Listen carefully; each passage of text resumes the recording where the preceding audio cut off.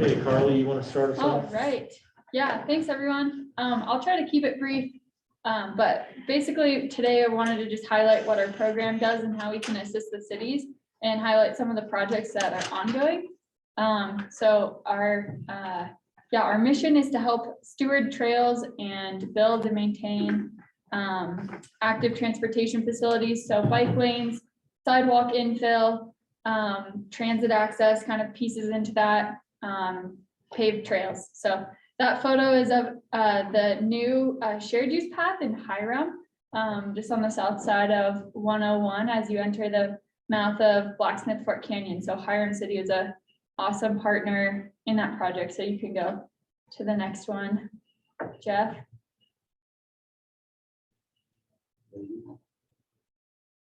I thought I figured this out. Oh, When I put, oh, there it is. It just, it takes a minute to. oh, it's got a register. load. It's got a delay. Has to go to space and back because it's internet based. Just kidding. But anyways, so I started working for the county a year and a half ago. I moved up from the Wasatch Front. I actually lived here 8 years ago and then found myself coming back for this job, which I was excited about. So then we have Taylor Hilliard also working now in a part-time capacity for us, which is really great because we've got a lot of work. So it's nice to have someone else in the office. So she's a master's student at USU and is born and raised in Cache Valley. So she's great and on our team and a good resource as well. So you can go to the next one. Our services that we provide the cities, we do a lot of grant writing. We can leverage our mapping folks at GIS, and we also have mapping capabilities if you need something to support a project. We do volunteer coordination, sometimes with the forest, sometimes with the cities like Hyde Park. We built a new trail out there last season, so we had a lot of volunteers out. That we put tools in their hands, which was fun. We want our cities to talk to each other so we can help with jurisdictional coordination where city boundaries collide. Yes, connectivity between them. So we kind of can do a bunch of whatever is kind of needed for our project. Like if there's community events, we can help with press releases and getting the word out, social media, and things like that. So plan development is another one that I'll talk about in a second, but this is just kind of an idea for what we can help provide your city. If you want to go to the next one, Jeff. We have two committees. The public recognizes our program as the Trails Cache. People often think that we're a nonprofit, but we're just the county's program. So the Trails Cache side of things, we have a citizen committee.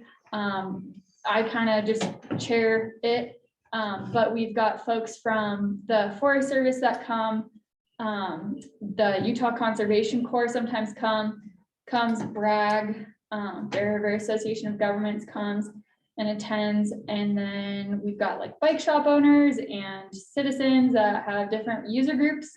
So it's kind of a way for folks for us to give an update on what we're working on and get input.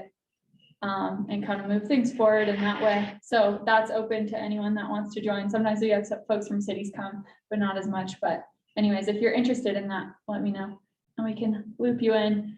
And then we've got, as part of the CMPO, which is Jeff, we have a bike and pedestrian advisory committee. So that one, we work a lot with Logan City folks, but it's kind of more so about the active transportation side of things.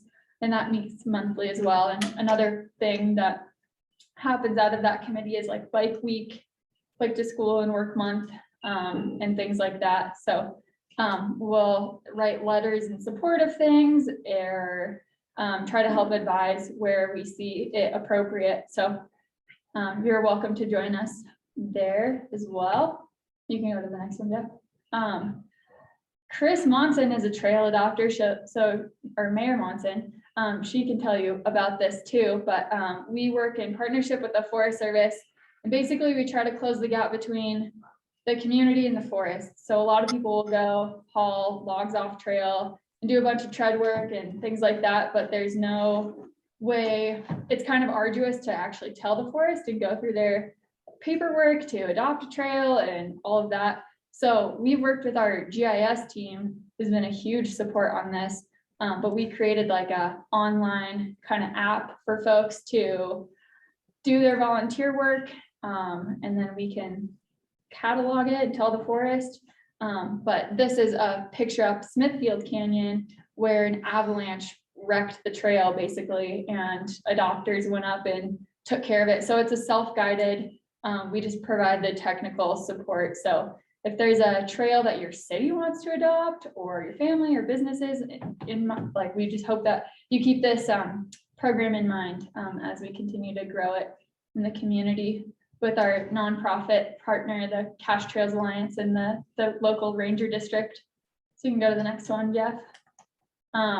This is our county executive, David. Last summer, we were helping Hyde Park City, took an actual act of Congress, but they got 80 acres of orphaned BLM land that we're helping them put trails on. So that's a fun and ongoing project that we will have wrapped up next upcoming spring. It's already 2022. Wow. You can go to the next one, Jeff. And I keep on plugging and highlighting this project because it's a great precedent for what we are capable of doing in the Valley when we combine our resources and work together. This is the Murray Farm Trailhead over in Wellsville that was just constructed last year. It was a lot of years in the making, so I came in at the tail end of that, but it was an awesome example of how our roads department, our trails program, and private property owners and the forest were all able to come together to create really wonderful public access to a beautiful, beautiful wilderness area. So you'll have to go check that out for yourself. And now it's paved and plowed year round. So just want to give that a little attention. So you can go to the next one. And we now have drones pilots in our GIS program. So they helped us take these photos. So I'm pushing forward, but it doesn't seem to want to do it. It has to think. Has anyone here been over to that trailhead? There we go. Have you've been over? Yeah. Well, if you haven't yet, go check Where it is out. it exactly? It's off of 800 South in Wellsville. Okay. So it's just, yeah, on the south end of the Wellsville range. It's really a beautiful So it's area. kind of a trailhead you can, if you're ambitious enough, take it all the way to the top, right? To Yeah. Rattlesnake. Yeah, there's two canyons. There's narrow and wide canyon, which there's trails that go up, and then they hook together on a ridge behind, and you can take the ridge trail all the way across the Wellsville and down into Rattlesnake and Sardine Canyon. So yeah, it's really good access point because it's kind of constrained to get to the Wellsvilles in a lot of ways. Our grant writing, a lot of these are ongoing projects, not complete at all, but want to highlight some of our successes over the last couple of years. We were able to help Logan City get substantial money for the Blue Trail project. We're building new public access and parking lot for the city is, but we just helped them write the grant off of Mendon Road where it overlaps the river there. And so Explain what a blue trail is. Oh, yeah. Good question, Jeff. A blue trail is an aquatic trail. So not a surface dirt or concrete terrestrial trail, but it's more so like in the water. So we work with the Logan River Task Force in Logan City.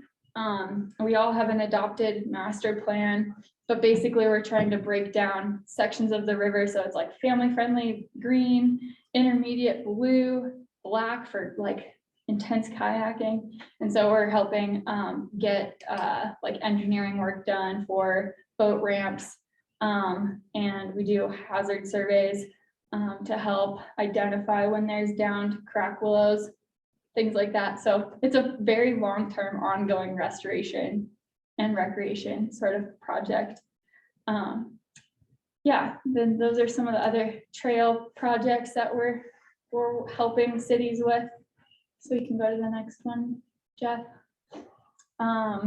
we're providing technical support. It maybe shouldn't have included North Logan for their active transportation plan, because that's been a grad student's project. I'm not trying to take credit for it, but we've been kind of we've helped them on that plan, which is really great for North Logan.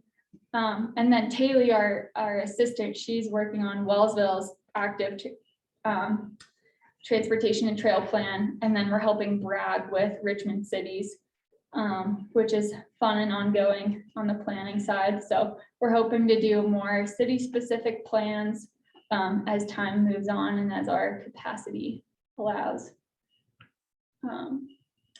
We just wrapped up a couple one feasibility study, which is looking at where we can put in a shared use path and SR 165 and US 91 to connect the communities that are listed there. So that was a really wonderful study that UDOT funded. So we're looking at what kind of legacy style big ticket active transportation projects like that will happen throughout the valley. But the study helps us identify what's feasible and what our next steps are. And then we are working with Todd and CVTD on a first and last mile study, which you'll probably get an earful from me about at a different, at a CMPO meeting probably. But we're helping identify improvements in the transit area that the cities can help us implement. So that's basically like potential curb extensions, like more of a concrete landing pad at the bus stop. So our goal is to help identify how we can make transit stops more accessible and kind of beautiful. And then first and last mile, I guess, is the jargon of your first mile and to a transit stop, and then your last mile, your leg home. So that's kind of encompassing like amenities at a bus stop, bike lanes, sidewalk infill, and things like that. So we're wrapping that one up soon. And you can follow us on social media. We've got a website that we try to keep up to date. So yeah, looking forward to working with you. And I'll pass it on to Lauren. So those slides available on your website. I think we can send them out. We'll send the slides out.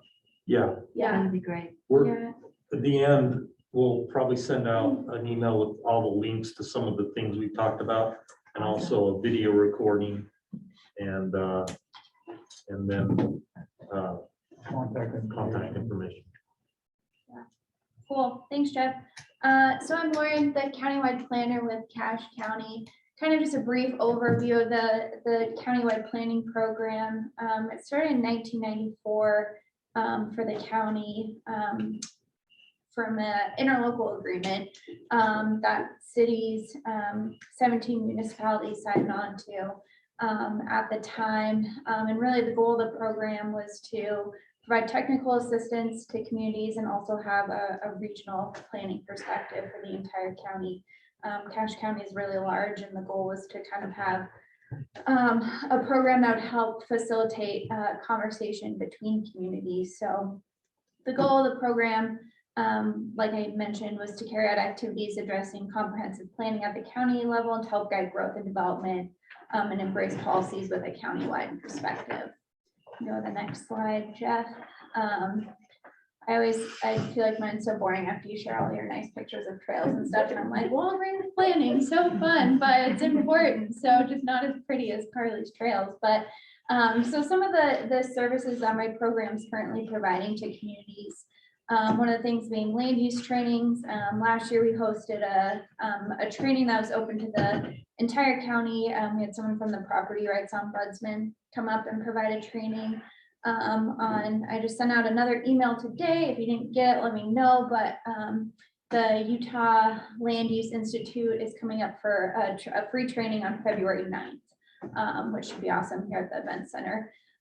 So providing trainings both to your planning staff and also to planning commission mayors. And it's pretty high quality training. Yeah, and there's just so many great resources around the state here. So I just really try to leverage off of the resources that are already out there and just bring people up here for the training. So, but yeah, I think the one from the Utah Land Institute should be really good. They So, usually hand out, I don't know if they They have still a do, free- a they have a really good manual. yeah, so it'll The- definitely, and it's For all, planning commissioners would be valuable. yeah, and it's all free and everything. So definitely worthwhile. If you need that information, let me know and I can get it to you. Coordination, once again, it's a lot of collaboration between communities and also between the county. Technical and professional support on land use questions. I get a lot of just requests of random, just wanting advice on something. Minor updates to ordinances and general plans, providing model ordinances, and also making sure you're in line with state code and updates and everything. And so just I've been in this program less than a year now, and just some of the things in the past year that we've done, just to kind of get you an idea of what we can do for your community. The countywide planning program helps to put on that Cache Summit each year, along with Bragg and folks at Civil Solutions Group, and that's a really awesome, just regional event that happens. We had a mid-year summit last year all about housing. That was awesome. I helped Newton with a subdivision rewrite, that training I mentioned. Tim and I helped Hyde Park with a town center concept, and helped Clarkston with an annexation policy plan update. And then one of my big tasks right now is completing the general plan update for Cache County, along with a regional collaboration plan and an urban and rural area assessment that will kind of address that countywide regional scope for the entire county. Next, yes. So are you taking these projects on for no charge, just part of the county service, or are you charging? We're about to get to that, yeah. Well, on your wallet. Yeah. Yeah, great question. I'm the straight guy. Yep, and I'll mention too, this program is kind of ever changing and evolving, since it was incepted kind of in '94, which was a long time ago, and we've seen a lot of changes in this valley. So this year, myself, along with others in the Development Services Department, plan on meeting with each of your communities and kind of getting an assessment on how can we best serve you moving forward, and kind of get that regional perspective and see how I can grow this program to be more helpful to you all. So, yes. Just want to briefly mention, sorry, Mayor, again, your last name is I'm Larry. Larry. thank you. Yep. So we have been, as just an example to kind of add to the list that is a general kind of overview, but we've been talking with Levi, your city planner, about the potential for transferable development rights and the study that your city is taking on with the. Yeah, we actually just hired a consultant to help us write that ordinance. And I'm Oh, saying, awesome. gee, why didn't we have you guys do it? Well, we were in touch with Levi and Yeah. it's kind of, we coordinate monthly with the other planners of the municipalities. And where there's potential even to have county and city cooperation between sending, receiving areas, we thought it'd be good to kind of coordinate and work together. So he's been kind enough to involve us in review committee. We saw the RFP and Yeah. commented on the team. So Yeah. that's an entry level in terms of our involvement, and I think we'll continue being involved in that, Okay, which would be great. There's potential in Providence, and we've had some explorative conversations. So we're always kind of putting feelers out, and then maybe that's a setup for the next comment about meetings that we'll. be looking forward to having. Yeah, good point. There's so much, I mean, I'm a team of one, and so trying to spread my time among 17 different communities. So Tim, I forget about a lot of the different projects we've worked on, but doing our best to figure out how we can best serve all the communities from a regional scope is our goal this next year. So you said 17, is that the number of the communities that are part of That are this already? currently paying in, yeah, so that's a good segue. So cost, so I can't, did we figure out what city this was an example? This is pulled from our It's about matrix. population of Smithville, isn't it? 2,000? 2,000 roughly, I could tell you one of those. if you. Carla's looking it up. Chris looked it up. Nibley. Oh, it's Nibley's- Lewiston? Nibley's 7,300. It's Lewiston, Chris And- confirmed. Smithville's bigger than Nibley, So Okay. right? someone told us it wasn't Lewiston yesterday, but it is Lewiston. It is Um, So that's based on population data. My program, along with the GIS services, are lumped into one pool. And so that's 75 cents per person. And then Carly has her program that you pay into. And then the total possible funding pool, that's something. That's just a combined of the CPDO and the GIS and the trails, if the Okay. community decides to support all of the Okay, programs. And some of the communities, like Lauren said, it's sort of hard for us because we do a lot for having a little bit of staff. But we try to even out our time with the communities to make sure that they all feel like we're helping appropriately. But even if you pay into it, you're supporting the work that we're doing in other communities that has regional benefit, like for instance, trails. We've got to focus on like shoreline trail and things like that, that ultimately serve a broader population than just the city. So we hope you think about it in that way when this comes around. Because we're grateful for all our municipal partners to make things It's a happen. bargain. I mean, if you look at it, the majority of the cost, the county and the CMPO kicks in. And so really from the city's participation, it's relatively small.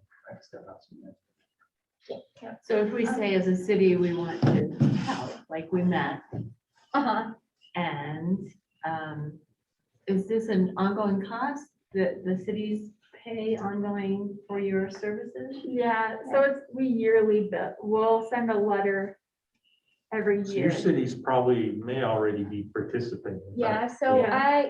I said 17, there's 2 communities that don't pay to my program specifically, and that's Logan and River Heights.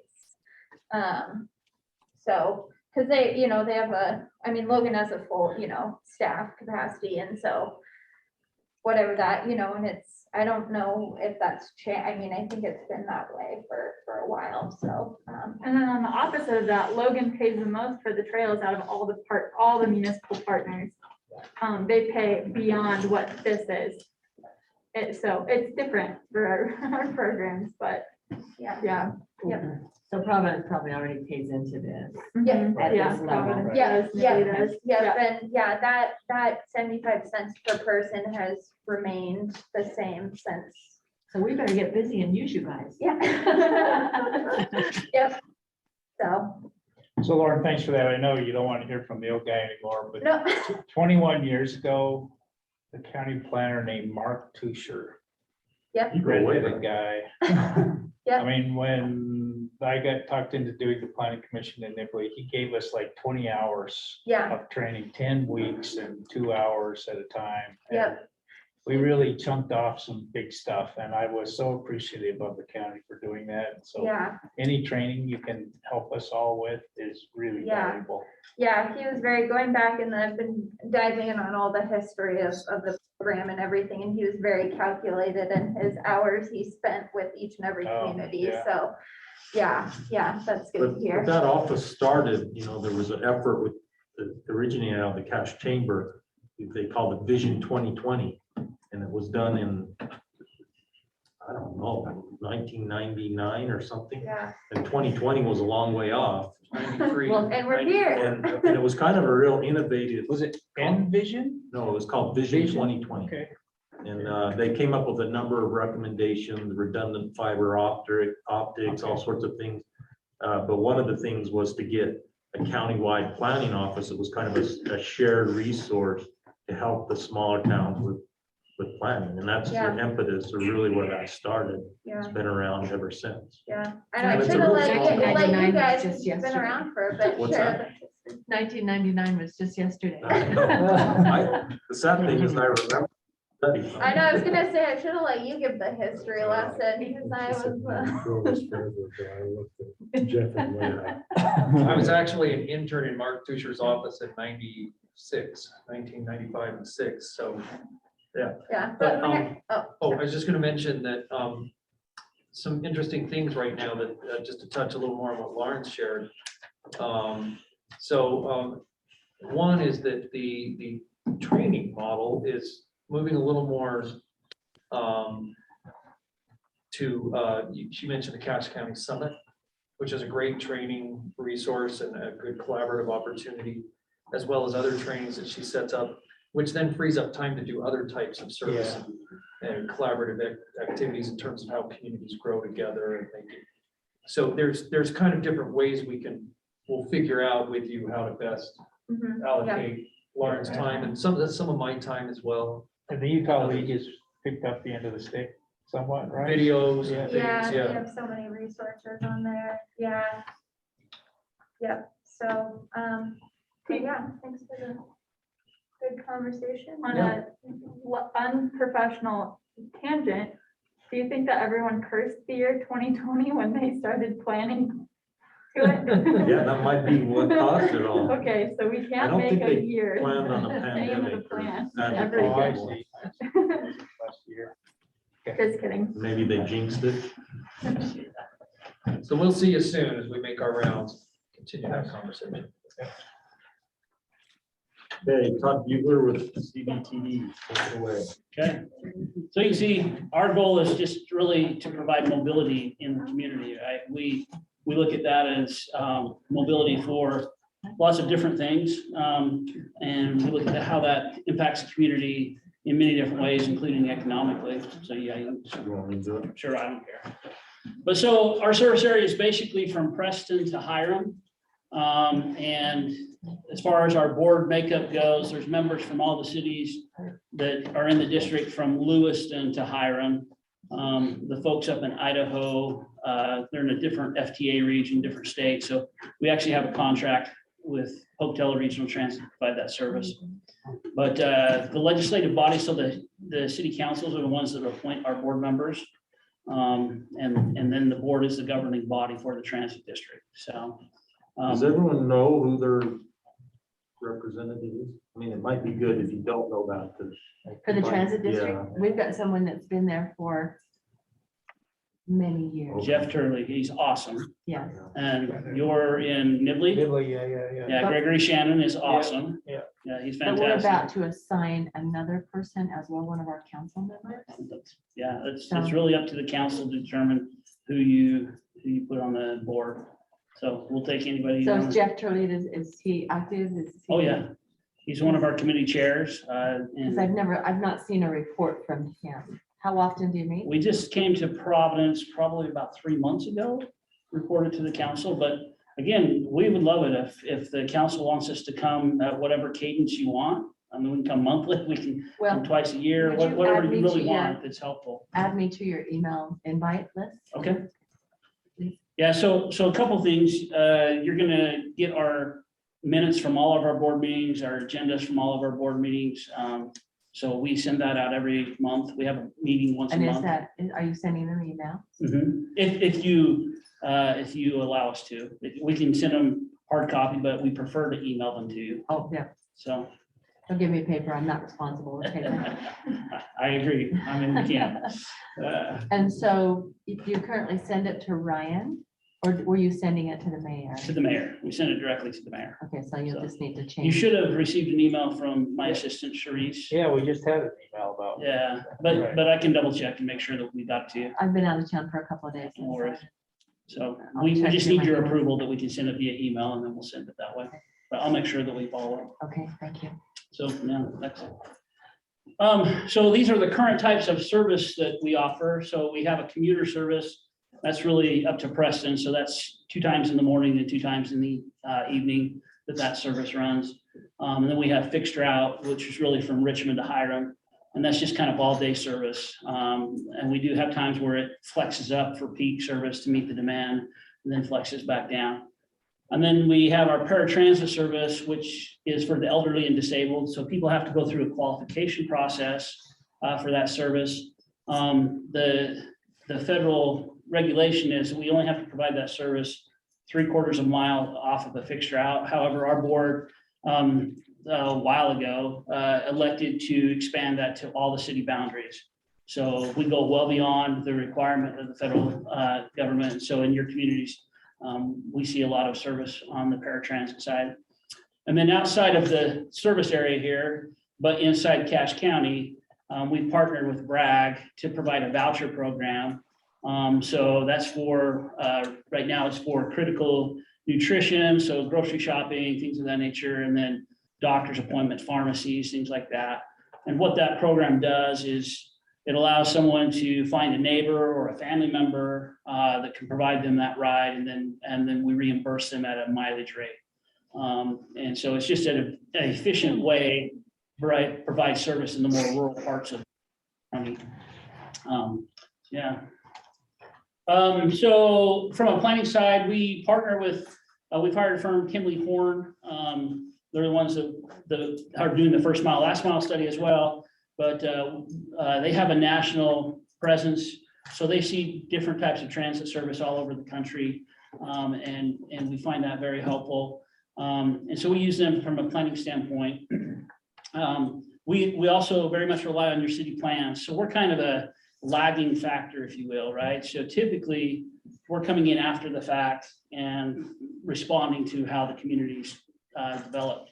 Now, we do like to be in front of that too. So like Logan City, they send us all their planning commission stuff so that we can kind of see what's going on, how things are developing. And we would love that from all the cities, if that's something you're inclined to do. But we really rely on your training plan or your city plans, your land use planning, your transportation plans.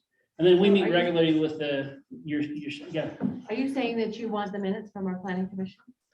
Actually, yeah, if you want to send us the minutes, or if you want to just send us the agenda so we can see what it is you're going to be looking at. Those are all helpful things, yeah. Because it's always posted on our website, but maybe proactively sending them to you. is- Yeah, it's kind of the same thing, right? It's just easier, but again, we will go and look at that. We try to do that, but it's just helpful. But we, as was mentioned, I mean, we meet monthly with the city managers, have a meeting, the planners have a meeting, so we try to stay connected on what's going on. And then obviously we work with the CMPO with Jeff, and we're working on future corridor study. So one of the things in the long range planning is we want to identify where does it make sense 10, 15, 20 years from now to put more intense transit. And we want to try to identify those corridors now and protect those corridors. And then from a development side, if we can agree to those corridors, what makes sense, then we can agree to, we'll put a route there when the development comes in, and that can encourage development. The thing with the train, once developers know the train tracks are in place, right, they know that that's not going to move. With a bus, we can move that. So we need to find other ways to show our commitment to a corridor to encourage development. So anything, Jeff, I missed on that you Well, want I to just add? mentioned that there's, it may start as an express bus, but committing to a corridor. And some, when you say committing to a corridor, it kind of is, having transit supported development. We're not saying high density stuff, but it certainly can't be 1 acre zones because transit just doesn't work very well with that kind of density. But, it could start as an express bus that the transit district commits to long-term that could eventually morph into a technology like bus rapid transit. Maybe some of you have seen it. Those are kind of like light rail on rubber tires rather than steel. So they're often buses that act like light rail. They come to a platform, you load that way. Sometimes they operate mixed traffic, sometimes they're in a dedicated lane. They have one now between UVU and BYU that carries a ton of people. But that's kind of the options with the technology that if we commit and figure out what corridor, and this can be a great economic development thing for cities where you see that obviously around the light rail stations in Salt Lake, but this would be a similar kind of high volume service, but it's out in the future, but we need to plan for it. And if we don't start now, we'll regret it. And Jeff kind of really mentioned this, but the great thing about it is it's flexible, right? So we don't have to start out with platforms. As you said, start out as an express bus, and then as demand grows or as development grows, then you start adding these amenities. But it really does attract businesses. More and more businesses want to know that there's good public transit for their employees. And more of, the younger generation are less reliant on cars. They're more comfortable with public transit and other forms of mobility, scooters and bikes and trails. Yeah, Todd, you're making a good point. I mean, I'm sitting here thinking in my head, it's a chicken and egg problem, right? It's like you react to where the demand is for transit. But certainly you can help create that demand by planning for it and publishing your plans that Correct. you will support transit. I see. So that's Correct. thanks. That's part of what we want to do with this study and other things that we're doing with our planning. Gotcha, So, thanks. excellent. Build it and they will come. Yeah, that's it. That's it. So Or say you're gonna build it and they will Yeah. come. Put a sign. So Good job, Kevin. for this year, part of what we're doing is we're gonna review all of the city plans, just do an update and make sure that we understand what you're doing. So we'll be engaging your city staff. We've been doing this already in Providence with some stuff I'll talk here in a second about, but just making sure that we understand what your key projects are. What is it that you see in 5 years and 10 years? What should we be, considering out there in the future? We're starting construction on a new maintenance administration facility. So we'll be working on that. Then we're deploying quite a bit of technology. So on our fixed route buses, currently, we publish out our bus locations so people can take that and then develop an app and show where our buses are. So we have like 3 or 4 apps out there that, I can pull up and see where the buses are in real time. But those are all developed by third parties. We don't really control that.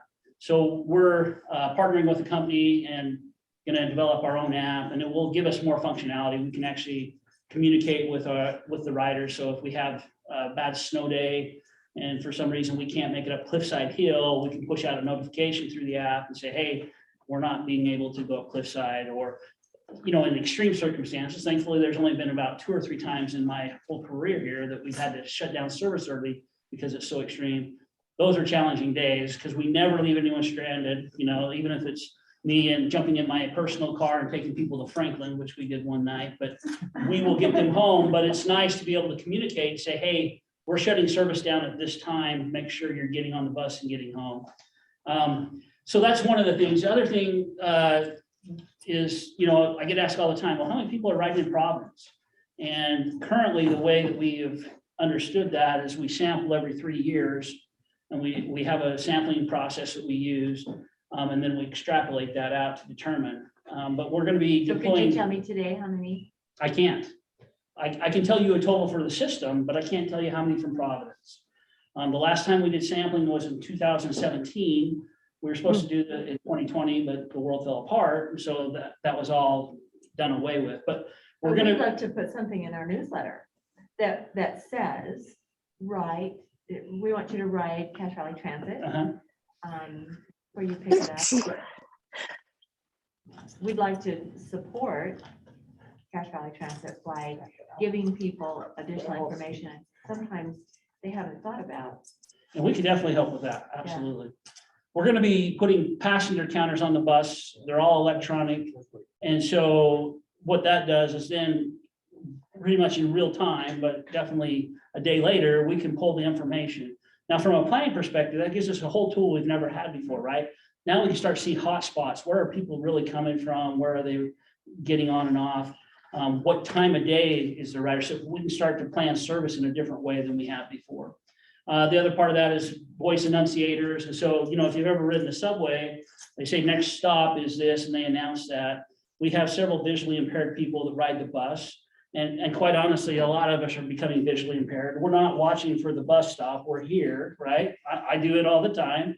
And so voice enunciators really add to the convenience of riding the bus, because now I don't have to pay attention, that'll take care of that for me. So from a fixed route standpoint, this gives us a lot of technology that's really going to improve the convenience. And that's ultimately what we're always chasing, is how do we make it more convenient for people?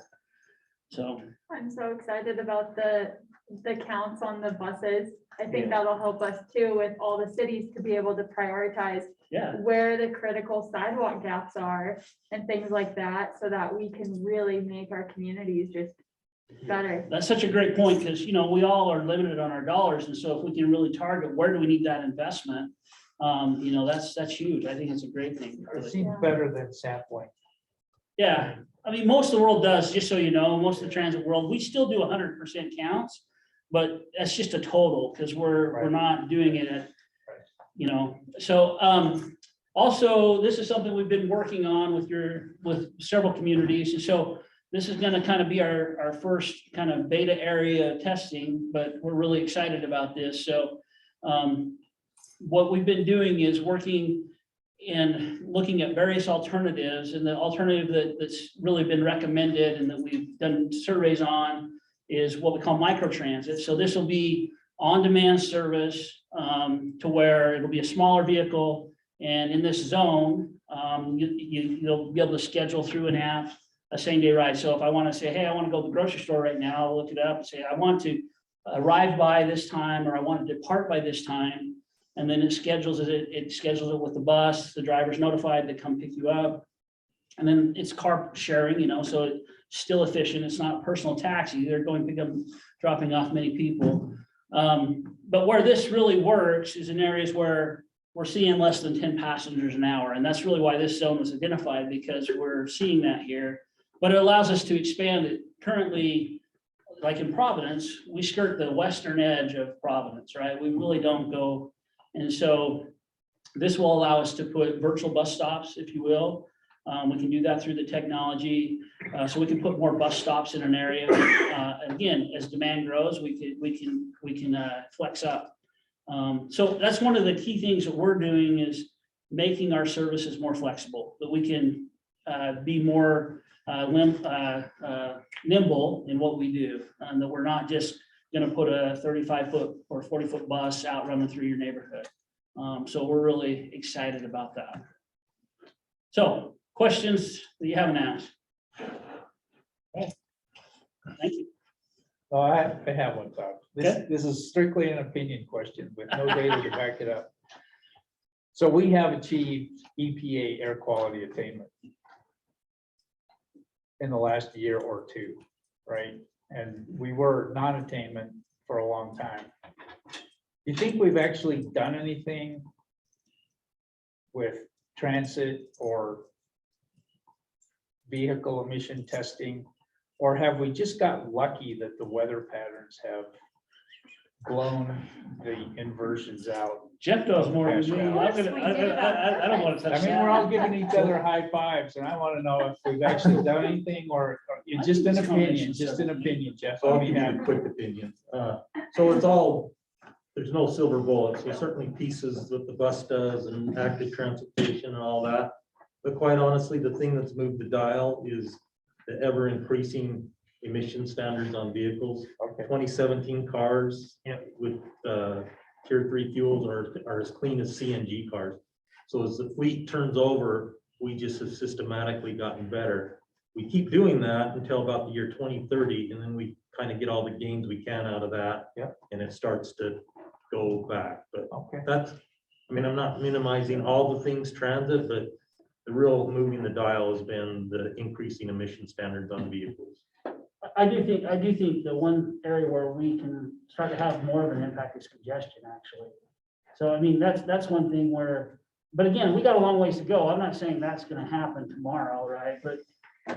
But when you look at Utah State, a lot of people think that the people ride the bus up to Utah State because it's students and they're poor and they want to save money. And invariably, I go up there a few times a year and lecture at some classes. And I know this isn't scientific, but I always ask them, how many of you rode the bus today because it was zero fare? You get a couple, but invariably 95% of them say it's because of parking. I don't want to pay, or it's hard to find parking, right? And so as our community continues to grow, we get more and more cars. Again, it's going to take us making some decisions, but if we start to say, hey, we're going to have a dedicated lane from the north end of Logan to the south end of Logan for transit, all of a sudden that becomes more convenient, right? The loop is a step. We used to have everything run through the transit center. So people had to get on one bus and then they go to the transit center and transfer to another. People hate that. So we designed the loop, and it hits a good 65% of our major destinations with never transferring. It's bi-directional. So depending on which way you want to go, it depends on which side you get on. And I can't tell you the number of people who come up to me and said, man, I love that thing. I can get on at the university and I can run downtown. I don't have to transfer. So it's a convenience factor, you know, so again, I'm not saying we're gonna attract everyone out of their cars, but over time, I think there's gonna be opportunities for us to make convenience modifications that for some things, people will say, "Oh, I think I'll take the bus, it's a little bit more convenient in this situation." Well, as we build more walkable communities. Yeah, that's another key And part. and provide less parking, that forces people to Yeah. Yeah. take transit and they don't. Yeah, even if they don't want to ride the bus, make the alternative less attractive. Again, we've always said, we're not trying to get people on the bus every day. But if you ride once a week, if you ride twice a month, that's still an impact. That still makes a difference, right? So, but again, it's, like Jeff said, there's no silver bullet. All of us working together. Well, door to door is attractive to people. So they don't have to walk a long ways or stand in the weather or whatever. And then the amount of time that it takes to get there. You know, I have a brother that drives to Salt Lake every day because it takes too long to get there on a bus and the train. So we'll move on to Jesse. Jesse Mott is staff engineer. I failed to introduce him before. He's staff engineer with the county, but he's tasked with involvement in the COG. So he'll be kind of, he'll work with not only the COG board, but also in terms of if you have projects that you're interested in, he's the guy who will help you develop that. So I'll turn some time over to Jesse. Okay, I'm just gonna make a quick stab. Our meeting yesterday, we had Joel Merritt, he's the road superintendent. He was here and he talked a little about some of the off services that are offered through our public works department. We do chip and seal for some of the smaller communities, and that's usually done through just an interlocal agreement because it's cheaper for them to come to the county and pay for that than going and hiring a big construction company to come out and do that work. They also do some snow removal for some of the smaller communities. And some of the stuff that they also can help with is signage, meeting the retro reflectivity of your signs. You got to do the nightly drives and make sure all your signs meet those standards.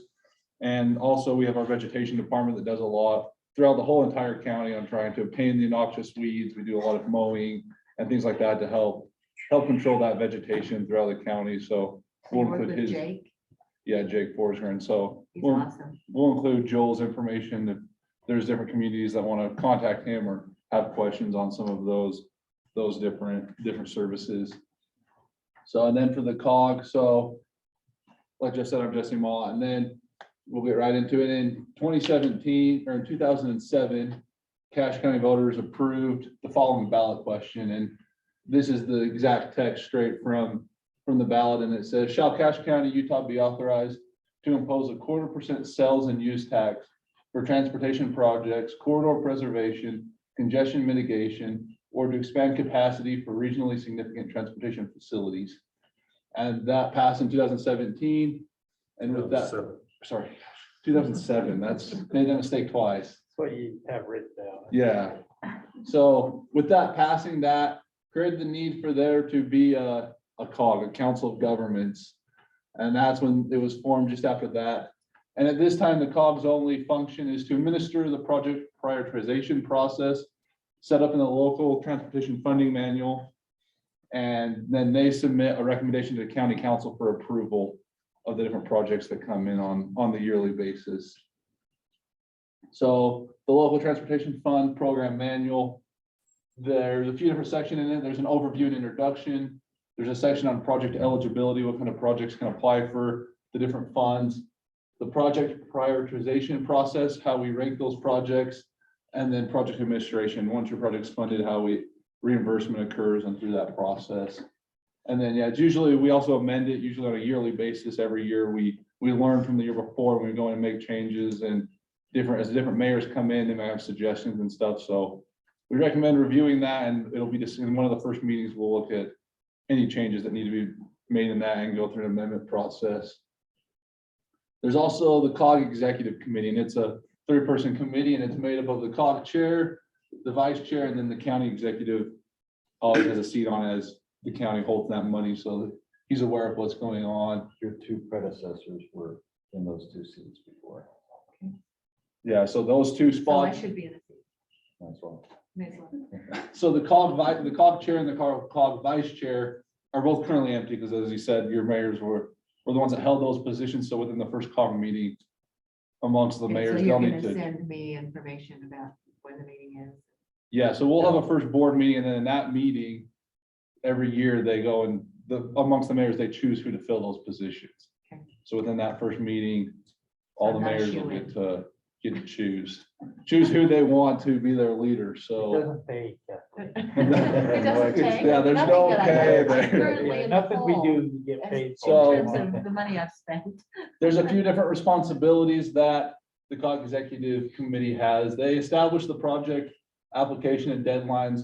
We as staff usually put that together, then it's just approved by the committee. They determine the amount of money to be made available for each funding cycle.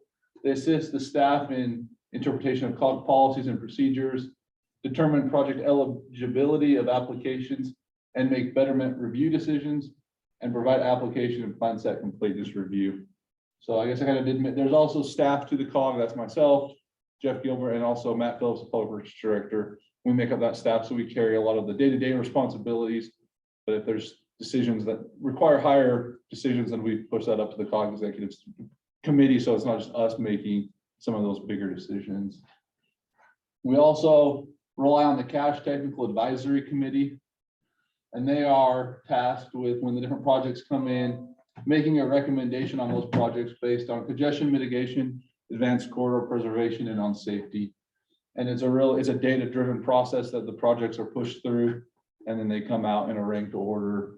And the CTAC has one vote, is made up of a representative from each voting COG jurisdiction, and each jurisdiction gets one vote when they need to vote.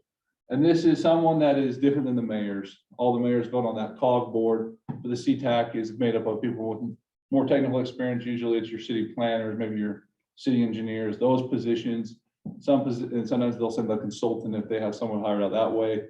And in some towns and cities where they don't have that paid staff, maybe the council member that's over roads or something like that will come in and be that vote and be able to vote when those decisions are needed to be made. So most of you that I can think of have folks that are plugged into this already, but you can check with me just to see, because it is important if you don't have someone coming, particularly for the small towns, that, and it can be like a city council person over roads or whatever.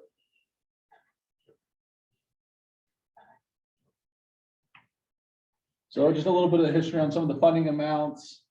We've dispersed just over $30 million in projects since 2007, and those spread throughout the county. There's about 18 million right now that's been dispersed that's been awarded but not dispersed, projects that are either under construction or maybe they're multiple phases, so they're trying to receive that funding so they can go at one time and complete that project. So then we get money for First South? from Yeah, so this First body? South last year got funded. Okay, There's currently money on Nibley's 1200 West project, so there's a variety of funds spread out throughout the county at this point. And that puts us just shy of $50 million that has been gathered through tax money and then put to work throughout the county on these different projects. And then on the right, it just shows some of the amounts that have come in through the years. We've seen an increase in that amount of funding. Is 2021, we collected more by August than we had in 2018. So it's allowing for more projects and bigger projects to be completed as that funding becomes available. And then here's a list of the current projects that have available funds attached to them. And within one of the first the COG meetings, we'll ask for reporting from all the mayors on these different projects to learn what the status of the project is. If they haven't had disbursements in a while, learn why that is, and just kind of report to the whole COG as a board on where those projects are at, so everyone's aware of the different statuses. So When projects get to be 3 or 4 years old, that's when we kind of put the squeeze on you to say what's the status, that kind of thing. But we know projects take a while to get going, obviously. So it's 50 million since 2007, yes, about 3.5 million a year averaging. Yeah, but now we've been tracking at 5 million. Yeah. 5 or so 6, so it's certainly definitely. With more sales tax, there's more revenue, right? So then the project ranking and scoring, as board members, as the mayors and the county executive vote, that makes up 60% of the scoring. So all the projects, a lot of those people, the project managers or maybe the mayors will come and present on their different projects to all the different mayors, and then they get a vote and rank which ones they think are most important and meet some different criteria. And that makes up 60% of the weight. And then the other 40% is that data is the data-driven scoring that comes through the CTAC. And then that combined, the projects get ranked out and sent to the county, and then the COG board approves that, and it goes to the county council for final approval before those projects start. So at the end of the day, your main role will be to take whichever projects apply and rank them 1 to however many. And then that gets assigned kind of a score, a weighting. We average them all together, and that's 60% of the weight in the overall program that decides who is recommended for funding. Can you go back one slide, the dollar amounts, or was it, did you have the dollar, that one? Yeah. All right, there's the breakdown. So this last year, how much did we actually put out there? Last year, I think we awarded about $6 million. 6 million? So usually in one of the beginning meetings, maybe in February or March, we look at what we earned since our last award and make a conservative estimate of what the future months will bring in.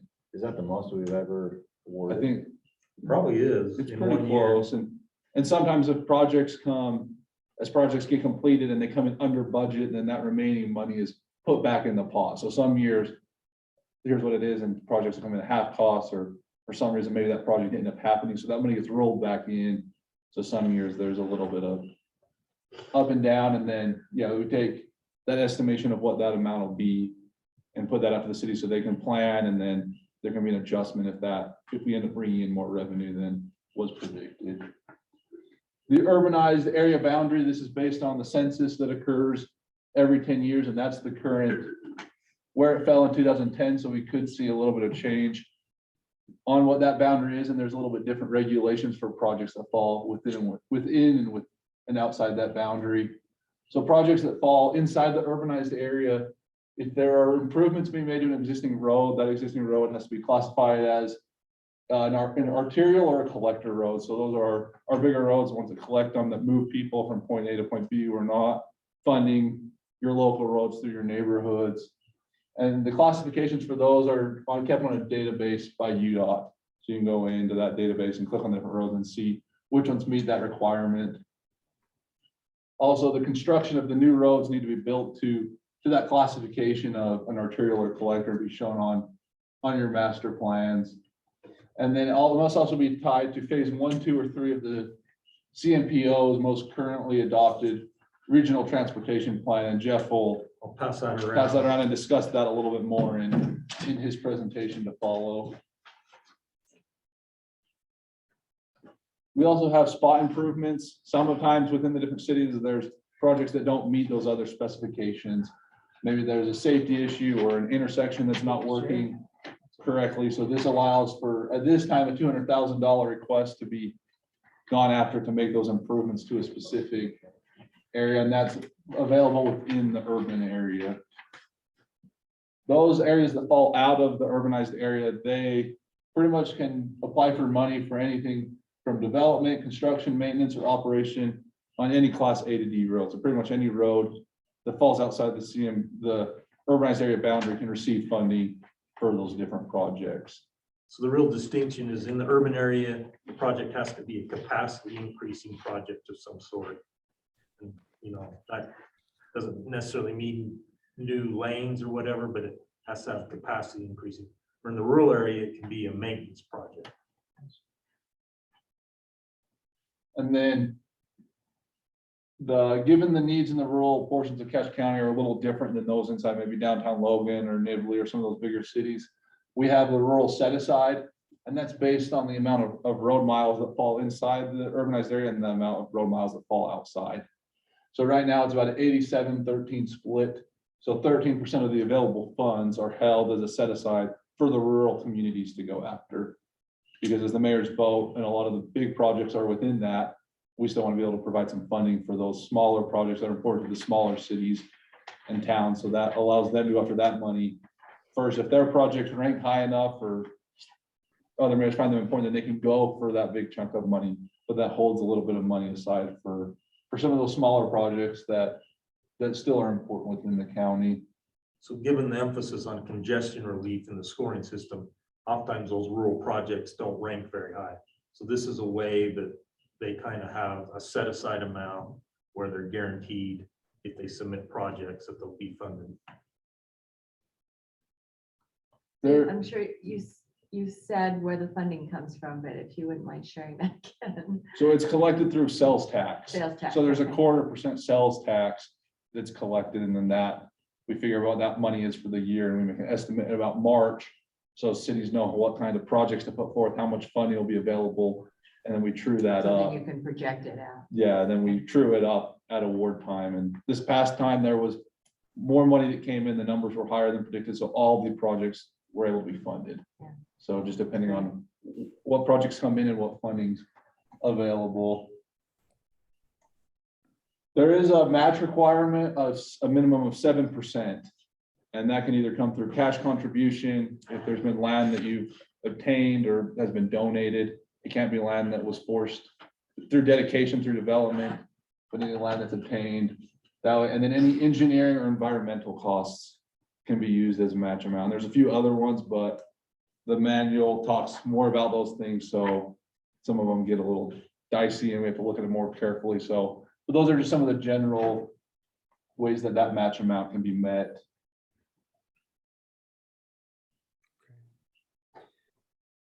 Jesse, I've got a question for you. Paul Erickson here. Go ahead.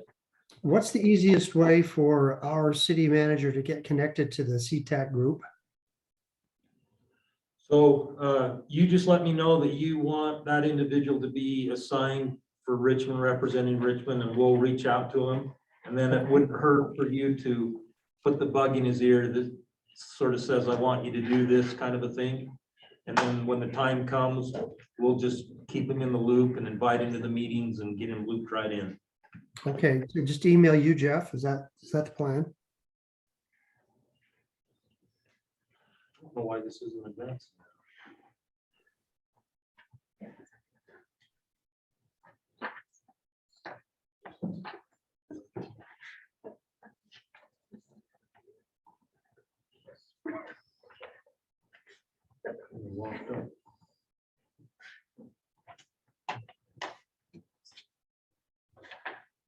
Okay, I'll start on the next slide while Jeff cues that up. Project development, if you have projects that are coming to be constructed, they require a 90% level of design. That way we can have a fairly accurate cost estimate, and we can look at it and do a review to make sure the items are eligible for funding. Projects that are coming for right of way require a 30% plan, so that you at least have most of the geometries figured out, you know which properties you need to create that right of way to build those future roads. And then as part of the development process, all jurisdictions are required to hold a public hearing. So that's usually held during a council meeting to allow any citizens that maybe oppose that to be heard out by the individual cities before it makes it to the county council. So that when the county council gets it, they know everyone's had their opportunity to voice opinions to the individual cities. We will also have a mandatory how to apply meeting that will occur prior to us accepting applications, and that is usually whoever's submitting, the project managers will attend that so that they can be brought up to speed on the process for that year, and if there's anything they need to be aware of or any changes from previous years. And if there's any projects that you're preparing or looking at doing, I'm more than willing to come out and meet with you. We met with Nibley last week to talk about a few things, but kind of getting them developed sooner than later, so you're not rushing the clock or finding out that things aren't eligible for cost. So as you start to develop things, reach out. So those 90% and 30% plan requirements are at time of application Or not at time. time of award. Yeah, at time of application. So once those plans come in, we do a review of them and make sure that they're meeting the requirements and that things are eligible for disbursement. Go to the next one, Jeff. And applications are typically expected in the late spring. Thank you. Okay, it did skip ahead one extra slide. Okay, yeah, so over the last couple of years and this last year, there was an emphasis to be able to maybe allocate some money towards a county-wide transportation master plan. And that was been tasked to the Cache County Public Works Department to look at and go out and maybe meet with the different cities and look at their priorities and the significant roads that span multiple jurisdictions, and maybe creating a prioritized list of projects and how do we want to see these COG funds be spent. And stuff. So we are about to issue an RFQ for that to try and get a consultant on board and be able to start that direction with that. They'll be meeting with we'll come out and meet with a lot of the different mayors and your different staff to figure out what are the priorities and where do we want focus. And it will likely explore the possibility of bonding potentially for projects where we get agreement and maybe carve off a chunk of projects that we do sooner rather than later. And Do you want to differentiate the county-wide versus the county master plan? Yeah, I mean, we currently have a county one going that's just focused on us, but this is focused at going out and meeting with the different communities and what are those regionally significant routes and corridors that we want to maybe improvements on, or where do we need to see those roads and things go. And then once we do get a consultant on board, we'll come and there'll be meetings with you, and we want to get all the different cities to provide their input and get buy-in on the plan so that everyone's on the same page. And then more information can be found through the CMPO website under the committee and board, and then there's a Cache County Council of Governments tab. And there's some helpful hints. You can go look at prior year projects. As stuff comes available for the current year, they'll be on there as well, meetings and a little bit of the rules as membership. So are there any questions? Okay, perfect.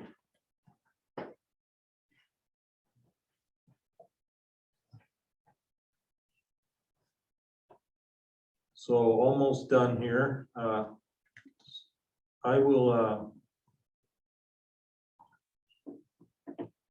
get this fired up. So the CMPO does not involve all of the cities in the county.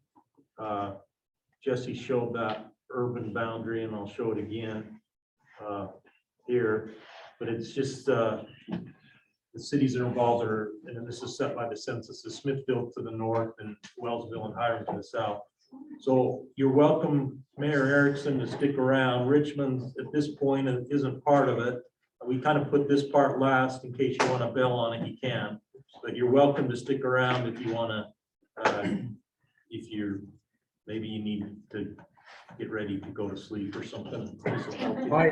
I am gonna hop off, Jeff. Thank you. And I did email you with contact information for Jeremy Kimpton.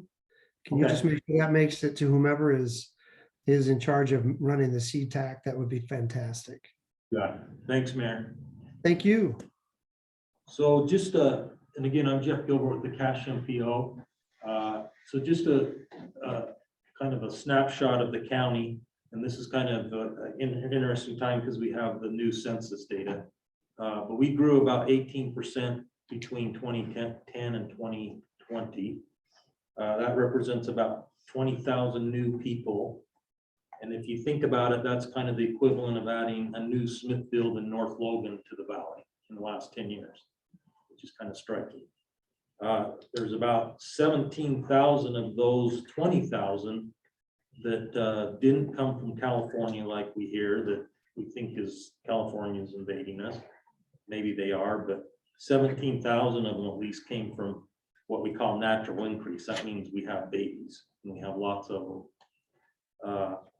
And That's kind of interesting. That's 85%. that's much bigger than the state. Yeah, the statewide is like 2/3. So Right? we have more kids up here. Now. yeah. Population was Is there likely something to in the double. water, David? Yeah. So one thing to know, we don't have a freeway in Cache Valley, and we're one of the largest metro areas in the nation that doesn't have a freeway. For what that's worth, it does mean that we have some challenges in some ways. It also means that our arterial roads are way critical to us. There are I-15, or as important to us as I-15 is to Wasatch Front. I'll just show this quickly. These are, so MPOs, Metropolitan Planning Organizations. This is kind of a federal, I don't want to say federal created, but MPOs exist throughout the whole country. When you hit a certain population threshold, there's a recognition that you need to kind of coalesce about transportation planning.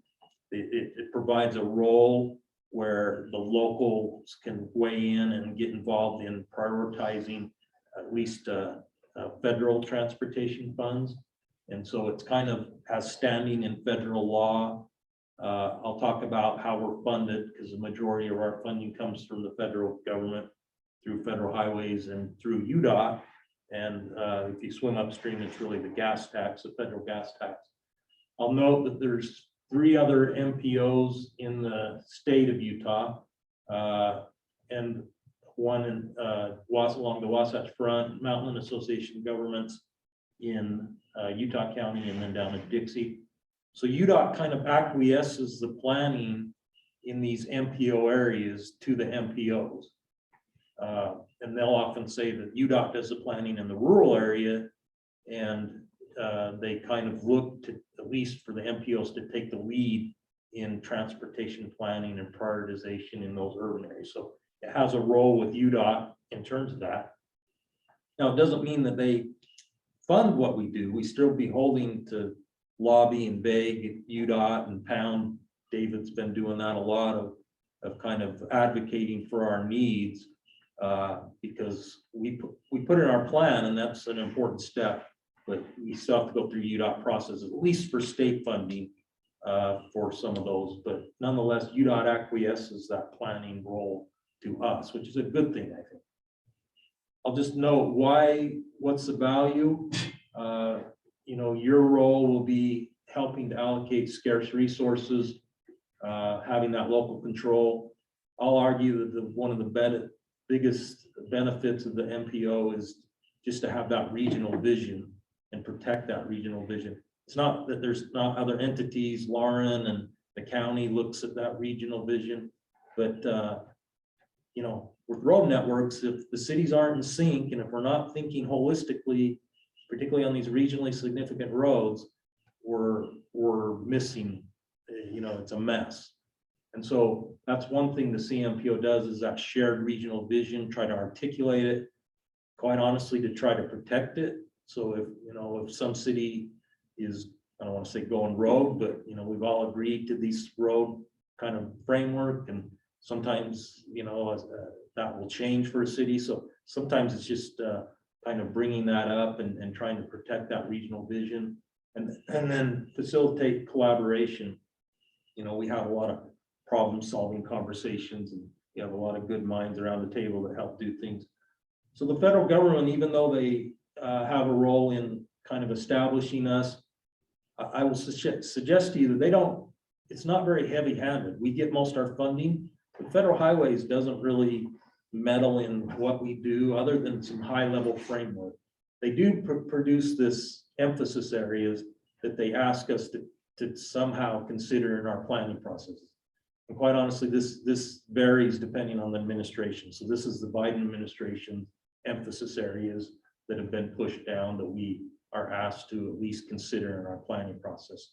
And that changes from year to year. So who sits on the board? And I'll tell you, we meet kind of as needed basis. I think the next meeting, first meeting of the year, we're looking at February 28th. I'll send out stuff for that, but we meet kind of on an as needed basis, generally about every other month, but it kind of depends on the need. We don't want to meet just to meet. The 10 mayors from the cities that are in that urbanized area are voting members. There's an extra Logan City person on there by deference to their size, and that was set when they established the MPO 30 years ago. So we have a Logan City Council person, Todd Bueller sits on it, David Zook, County Executive. We have the UDOT Transportation Commissioner that covers our area. Rhonda Menlove has been appointed by the governor to that. That's UDOT's governing kind of board. And then we also have Senator Wilson, kind of liaison for the legislature. So the role is take approval actions, set policy. So you're really the policy board, prioritize funding, oversee. The CMPO is a standalone entity. So so there's an oversight role, a fiduciary oversight, audits, that kind of stuff that you as the board will have that stewardship of. And right now I'm the only full-time employee, although there was discussion at the tail end of last year of trying to figure out ways to hire additional staff. And at least the version of the board that was ended up last year, it's all changed. but they were seemed to encourage to try to get some additional staff. We'll be talking more about that. Jesse mentioned the CTAC. So the CTAC kind of has a role, and they put on a hat when the COG is active, but the CTAC also is involved with many of the CMPO things. So they have a role in kind of evaluating technical aspects of projects. The executive council can task them with things of saying, we want you to investigate this or do an analysis on this. But we generally try to have them do or provide recommendations to you, particularly on more technical aspects of things. And they also have a role in some cases on scoring and project prioritization. So how are we funded? And when I say funded, this is kind of the office administrative part of it. We get formula money through the federal government passed down through UDOT. So we get a contract every year with UDOT. UDOT doesn't, they're kind of bound to honor that federal planning formula that, so that, you know, they set that up. And so UDOT doesn't, you know, it's not like they can yank our funding. It's set by federal law, but it has to pass through them. So for last year, we got about 203,000 for what they categorize as metropolitan planning that can be used for, pays my salary, pays office expenses. We often do special studies, or we have a travel model that and that's a kind of a computer model that helps us predict traffic demand. So it funds that. And then there's an additional 66,000 that we get from the Federal Transit Administration to do work with Todd to kind of do transit planning. We're likely to see an increase in that with the new infrastructure bill. We have to match those funds at 6.7%. So every year you'll get a bill from me, and it's proportional to your population. So Logan pays the vast majority, and it's not a lot. I think it's about, in total, about 12,000 a year. And then we split that up, and participating cities are asked to help with that local match. So the majority of our funding comes from the federal government, and we approve a work program every year that kind of details out what work we're going to do. I'll pivot to so we get some federal money, formula money that we can allocate to projects, and it's not a lot. So oftentimes we have to save up a number of years, but we get about 1.7 million that can be used for kind of, it's the most flexible. It can be used for highway, roadways, transit, active transportation. But you know, Gateway Drive, that's what we used for that. Wolfpack Way, we've invested over time, but oftentimes we have to save up many years to use that. This last year, we had an opportunity to trade with UDOT and swap out, because federal money is kind of onerous and costly, and has a lot of strings attached. So we were able to swap out with UDOT, and we gave them $11 million, and they gave us $9 million back in clean state funds that we've allocated to various projects, Wolfpack Way extension and Logan 100 West extension. So in the future, we'll have to decide of what we do with that 1.7 million we get every year. We get some air quality funds, not a lot, 545,000 about a year. We get some transportation alternatives that's can be used for bike ped, active transportation. And then transit, the board plays a role in approving kind of what goes to transit. Transit is a little more discretionary in their sources. There's not that I'm aware of. I mean, there's kind of formulas come to the state, and then Todd works with the other transit districts to see how that's divided up. But a lot of their funding is more discretionary, but there's a significant amount of federal aid, transit money that you are asked to approve for capital projects and operating that we work with CBTD on. And with all this, we're likely to see an increase with the infrastructure bill. So state funds, we are, you know, our state of Utah and the legislature has been incredibly forward thinking in the amount of funds they put to transportation. And those go on state highways. There's some states where state funding, where they rely entirely on their federal aid amount and they don't put state funds in. I think last I looked, only about 12% of the funds on that go to transportation in the state of Utah are from the federal government here. So that shows you how much the state does. But these we have to, the Transportation Commission prioritize those. It's a need-based thing, and we have to advocate for those. We plan for it. We kind of say this is our fair share, but we have to posture to make sure we get those funds to us. And we need to, well, one thing we're looking at now is trying to get projects locked and loaded. So we're ready to kind of capitalize on that. And, you know, really that the legislature often just not, you know, sometimes they'll earmark projects, but by and large, they kind of task the Transportation Commission in UDOT.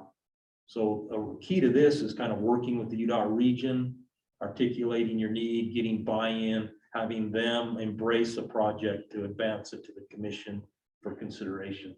That's really a critical part of accessing those state funds, having a relationship with UDOT. I'll just note this, we have the regional transportation plan. That's kind of what I passed around. That's the long-term plan. We have to fiscally constrain that, which means we have to make sure it's within the realm of what's expected. And then we have where you'll hear the term Transportation Improvement Program, or TIP. That's where we actually program those funds. The public needs to be involved. I'll just make a pitch for this. Something unique in the state of Utah is we got all the agencies, UDOT and the MPOs together to do a unified plan. And this has really been critical as we advocate to the legislature and others what the needs are. It demonstrates that we have our act together, that we collaborate. We're all consistent on kind of how we estimate the revenue coming into the plan, how we estimate project costs. So we really tried to work together to be collaborative for the whole state to have I think we're one of the few states that does this, that has a one plan that you can go to, and that website you can go to. It incorporates our plan as well as all the other. Can I add something about the unified plan? Sure. Just for fun, this is the first time that active transportation has a subcommittee as part of the planning effort. Yeah. Which is exciting too, which I think Utah is forward thinking about in that way. Yeah. So. For the first time, the state legislature has allocated money specifically categorically for active transportation. And that has not been the case before. So I'll just pivot real quick to the message I want to send with this is you're coming on board at an exciting time because there's kind of crazy things happening in the future. And a lot of that, I'm going to skip over this. A lot of that has to do with trends that are happening that are, you know, for the last 50, 60 years, we could kind of predict how travel demand and traffic happens. You just estimate that the average single family home generates about 11 trips a day. You build that in your models and that helps you estimate, okay, what's the future need? You can model it. Well, there's things that are kind of blowing those assumptions out of the water. And there are things like, you know, a shift to home-based work where a large percentage of the population isn't going into a cubicle anymore. They're working from home, the hybrid model. The pandemic has accelerated that for sure. And trying to figure out what does that mean to travel demand? And then, you know, e-commerce and the shift, you know, where many homes get, you know, 2 or 3 deliveries a week from Amazon. And so what does that mean to travel demand? So there's these trends that are happening that are kind of throwing things a little into the unknown realm of how do we deal with it? And the hard part is, you know, we're trying to plan things 20, 30 years out. So how are these trends going to impact that? And then there's the technology thing of, you know, e-scooters, e-bikes, ride sharing, you know, this notion of flying cars. It seemed out of the question 20 years ago, but now it's a future that will likely at least encounter our grandkids. So there's just a lot of technology changes, things that are changing in terms of what travel and how travel happens. Would you put autonomous driving cars on that list? Yeah, I'm gonna talk about that. So this is a question I'll pose to you, and it may not be your next vehicle, but maybe, 10 years down the road, will you trade in your car for a phone app? And what I mean by that is that what the trend of automated and connected vehicles, what will that mean? And, what will that mean more importantly to the ability to kind of blow up the model that we have now, which is that we all own our own car and we have a big garage to park it in and it sits idle, 80% of the day or whatever. And it's a really rather inefficient way to do things. Well, automated vehicles might allow, because the labor costs would go down for like a ride sharing. Right now, we don't use Uber for all our daily trips because it'd be pretty expensive. And one of the reasons it's pretty expensive is because we have to pay for that labor cost. Well, the epiphany I came to, well, not only me, but is that this automated and connected vehicle model may make that labor cost is reduced such that it becomes viable that we don't own cars anymore. We just have a curbside shared app. We pull it up, shared vehicle kind of model. And, that's why Google and these technology companies are investing in that, because they love to disrupt inefficient markets and blow it up and come up with a new, better way. So that when this will happen, your guess is as good as mine, but it's likely in the future where this will become, how we drive, where we drive, who drives. And this has all sorts of ramifications. Parking, for instance, you no longer need to see a parking lot in front of Walmart. All those things. There's all sorts of ethical issues to resolve, political questions. I mean, it's a long is relative, but it's a ways off, obviously. But it's an entirely, new model. And what does that mean to transportation planning? In some ways it's a benefit because your cars can snug up, you get more capacity on a roadway. You no longer need to follow so far along because now a machine is talking to the car ahead of you. So you can snug up. So all of a sudden that increases traffic capacity on roadways, which is a good thing perhaps. But also you may have a bunch of empty cars rolling around waiting to pick people up. So there's all sorts of things, but I So the guess, demand could grow too, right? I mean, I would go to Salt Lake more often if I didn't have to drive. If I could just sit in the car and take a nap. yeah, it Right. does change the commute. So Right. all of a sudden it's not as onerous to commute from You have a Benson nicer car. or Tremonton because you can kick back and relax. But, there's a company in Cache Valley that is working on electric propulsion for, planes and they want to, take over that short trip to Salt Lake to where you do it, by a flying vehicle, and they claim that they can eventually get the cost of that to be lower than you driving. So there's all sorts of things like that it's a brave new world, and you're coming on in an exciting time where we need to kind of figure out what these trends mean to us. And I will have to confess, I don't have the answers, but I'm confident we can work on them together. Carly? I think you should give yourself more credit. I think you do have some of the answers. Wow. I'm just teasing, Jeff but can see the picture. yeah, Good. I guess one thing I wanted to add, just in terms of thinking forward and that we're planning for the next 10, 20, 30 years, is sometimes our policies don't align with what's already on the ground.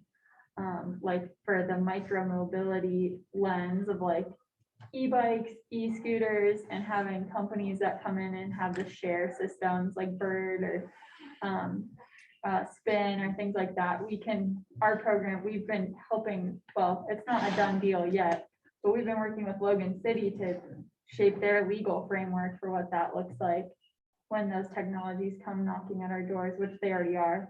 Like Bird Scooters has already reached out, I know, to Nibley and River Heights and things like that. So we can try to help think about what that might look like too. And our folks now, particularly the younger generation, have a real willingness to adopt these new technologies quickly. I mean, I grew up during MS-DOS when your computer would crash 6 times. So getting on a car that a computer No, drives. MS-DOS was a lot more reliable than the first Actually, 8 yeah. versions of Way more Windows. stable. Yeah. But I went through that, so getting on a car that a computer drives scared me, but my kids wouldn't think twice about it. So you look at this willingness to embrace new technology has kind of accelerated, and there's some research that shows that, that things don't take as long to take hold, and that's evidenced by, e-scooters, 5, 6, 7 years ago, they weren't really around. Now you go to many major cities and now even smaller cities, and they're everywhere. So that But you notice it's technology, not folks my age that are getting on those things. I know, Not yet. I hear you, Not yet. they scare me. But anyway, the younger Persistence generation is is just futile, willing to, definitely. Sean? I was just gonna say for some perspective, with all due respect to the younger generation, think about it this way, 15 years ago, there was no smartphone. Yeah. Right? And we're banking on smartphones today. Remember at the turn of the century, you had the dot-com phase, nobody was talking about banking. They were just talking about very static, a lot of negative white space in the background, very limited graphics still, and certainly no video like we have today on websites. Nobody was thinking that we would get to a point where we would trust banking. And now we not only trust websites for banking, we do it from our phones. There's check, that you can You what? snap a picture. Exactly. And Uber and rideshare really have only gotten their profitability in the last few years. Questionable based on how you were a venture capitalist back then, but when we think of just how much that has changed our landscape, I know Jeff is spot on, and I would go so far as to make this prediction that by 2030, you will see people in limited markets being fully autonomously driven. Tesla has stated a goal of helping buyers of their vehicles pay for the vehicles by making them available when the owner of the vehicle isn't using it themselves to put it in a rideshare pool that's fully automated. Well, in No. Denmark, there are cars that are parked all over the place, and you can put a credit card in and take that car. Yeah. That's taking it. I'm talking about automated travel. Right. And as you think No about it driver. as mayors, Yeah. I think that Jeff had a very understated comment I'd like you to think about with my hat for economic development and planners. Parking lots are verifiably your lowest per square footage return on investment of tax dollars, right? So if you have a sea of parking, but don't need the parking anymore because. Or need it one day a year on Christmas. Right. Well, but even if you're doing Black Friday and you can ride hail in 20 years, in about 10, if you have limited markets where ride hailing with an automated vehicle is a reality, but it's commonplace in 20, think about as you zone things today and you're planning for development, what that looks like for additional lease pads that could develop into that sea of parking and turn, retail sales tax collection into a different modality. But then think about how that has to do with drive approaches, signage, because now you might have buildings blocking signage that right now is relevant, but you build them in the sea of parking, no longer relevant, right? So the Walmart's visible from the main street in front of it because it's just a sea of parking and nothing blocks the sign on the front of it. But you might have more lease pads out in front in 20, 25 years. So, I know a lot of this is speculative and we have to play with the current reality. But when you think about these evolving technologies and how quickly society seems willing to embrace and dive in to those new emerging technologies, our rate of adoption is quickening as well as the invention of it. Well, the availability of land is forcing us to think of new ways that we can more efficiently use the land that we have, i.e. higher density housing, those kinds of things that the public is very, very reluctant to embrace. But as city leaders, we can see that that's really what we need to do in order to more efficiently use the land that we have. And take advantage of whatever infrastructure is there instead of having to go out and reinvent infrastructure in farmland, because we need that farmland to grow our crops. We can't just continue to spread out and use up all of that valuable land. We've got to be more efficient with the things that we have. Well, we look forward to working with you on solving some of these, or coming up with answers to some of these, and we appreciate your time being here and your willingness. So we'll follow up with an email, kind of sending out some links and contacts, and we'll have a link to this video. We recorded it, so if you want to circle back on it. But we appreciate your time and your willingness to serve, and look forward to working with you. Thanks for coming. Thank you. Thanks, Jeff. The next thing, Matt. Thanks, Mayor Monson. That's actually so. Thank you. Chris. Hello. Your dinner was good. What? Dinner was good, actually. Hey, Chris. Chris.